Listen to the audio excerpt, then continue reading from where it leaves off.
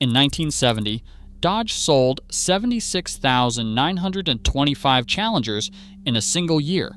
46 years later, the Insurance Institute for Highway Safety strapped a Challenger to a wall at 40 miles per hour, watched the front wheel fold into the driver's footwell, and technicians had to unbolt the crash test. Dummy's foot from its leg to get it out. That was the moment the modern Challenger died. Sales held up for another 7 years. The Hellcats kept getting more powerful. The last call editions kept rolling out of Brampton. But in May 2016, the documented record of what was wrong with the car was published for the world to read. In this video, the redesign that was supposed to fix it, the crash test that proved it did not, and the platform underneath that nobody at Dodge wanted to admit was Mercedes. In 2008, Dodge brought the Challenger back from the dead.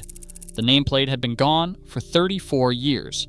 The new one rolled off the line at Brampton Assembly in Ontario with a 6.1-liter Hemi 5.8, 425 horsepower, and a body that looked like somebody had taken a 1970 RT and dropped it on a modern chassis, because that is almost exactly what they had done. The first year sold 17,423 units. The second year, 25,852. By 2014, Dodge was moving 51,611 Challengers a year. By 2015, with the new Hellcat trim pushing 707 horsepower for under $65,000, sales hit 66,365. The 2015 refresh wasn't just cosmetic. According to the IIHS technical record, beginning with 2015 models, Dodge engineers modified the body structure, the door trim, the instrument panel, and lengthened the side curtain airbags to improve occupant protection in front and side crashes. The target was the new IIHS Small Overlap Front Test, added in 2012, which had quietly torpedoed the ratings of dozens of supposedly safe cars. On May 24, 2016, the IIHS published the crash test results for 3 American muscle cars, the Chevrolet Camaro, the Ford Mustang, and the Dodge Challenger. The setup is brutal. The vehicle is driven into a rigid barrier at 40 miles per hour, but only 25% of the front end makes contact, the corner. It is the kind of crash that happens when you hit a tree or the front of an oncoming car at an angle. The test was added because real-world crash data showed this was the impact people were dying in, even in cars that aced every other test. The Camaro got good. The Mustang got acceptable. The Challenger got marginal, the second lowest possible grade. The headline wasn't the letter. It was what happened to the dummy, IIHS. President Adrian Lund described it on the record. During the crash, the Challenger's front wheel was forced rearward into the occupant compartment, and the footwell intrusion trapped the dummy's left foot and deformed its ankle. Our technicians had to unbolt the dummy's foot from its leg in order to free it. Entrapment is pretty rare. That has only happened 5 other times in a small overlap test. The IIHS rated the Challenger's structure poor. The lower leg injury risk was poor. The finding was extensive intrusion into the lower occupant compartment, which limited the driver's survival space. That marginal rating was not tied to one model year. It applied to 2015 through 2023 Challengers. Every car that rolled off the Brampton line for the next 7 years carried the same grade. The structure could not be fixed. The reason traces back to a decision made 15 years earlier in a boardroom in Stuttgart. The Chrysler LX platform, the foundation under every modern Challenger, was developed during the Daimler-Chrysler merger era and launched for the 2005 model year. According to Chrysler's own published statements, engineers were sent from Auburn Hills to Stuttgart to study the upcoming Mercedes-Benz E-Class. The 5-link rear suspension came from the Mercedes-Benz W211 E-Class.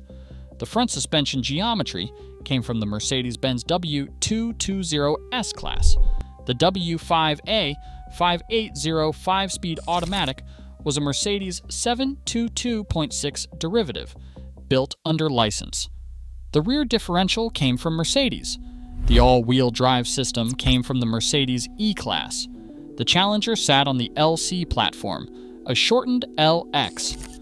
Underneath the body that looked like 1970, the chassis was a late 1990s German luxury sedan. The W210 E-Class, the platform the LX borrowed its earliest DNA from, launched in 1995. The W211 came in 2002.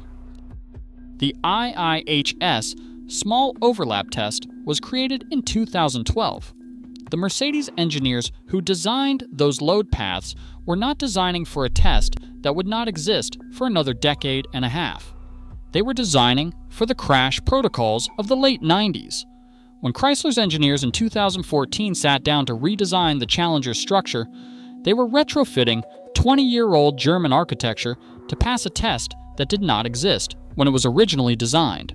From May 24, 2016 forward, every executive at FCA knew there would never be a fifth-generation Challenger built on this platform. Sales held up. The 2018 model year set the modern record at 66,718 units because muscle car buyers do not shop on crash ratings. But the engineering future was sealed. By the time Stellantis pulled the plug, they did not mention what was actually broken. In November 2021, the company announced the 2023 model year would be the final year for both the Challenger and the Charger. On August 15, 2022, they made it formal. The reason cited publicly was the same reason every dying American sedan gets: the EPA emissions standards, the pivot to electrification. The crash test never came up. The platform's age was never named. Dodge dressed the funeral in nostalgia. 7 last call editions. Heritage paint colors revived from the original 1970 catalog: Plum Crazy, Sublime Green, and B5 Blue. Commemorative underhood plaques on every 2023 model. Tim Kuniskis, the Dodge chief executive, called it an unforgettable era. On December 22, 2023, the last Dodge Challenger ever built rolled off the line at Brampton, a pitch-black Demon 170. It was the very last vehicle ever produced on a derivative of the Chrysler LX platform, the platform that had carried the Mercedes DNA from 2005 through 2023 across Daimler's exit, the Cerberus restructuring, the FCA merger, and the Stellantis formation. The Brampton plant was already being retooled. The next vehicle off that line will be the next generation Jeep Compass, front-wheel drive, electrified, on a completely different platform. The platform that could not pass the small overlap test could not carry the Challenger into a fifth generation. The crash test had already chosen the outcome. So what does the death of the Challenger really tell us? It is not a story about emissions. It's about what happens when a great car is built on borrowed architecture nobody wants to replace. The Challenger was running on engineering debt, a German luxury chassis from the late 1990s, kept alive across 3 corporate eras and 4 ownership groups, because designing a new rear-wheel drive muscle car platform never made the business case for a single low-volume coupe. The crash test did not ruin the Challenger. It just published the receipt. They did not kill it because America stopped wanting muscle. They killed it because the bones underneath finally ran out of road. What do you think? Was it the crash test, the emissions rules, or the platform itself that really killed the Challenger?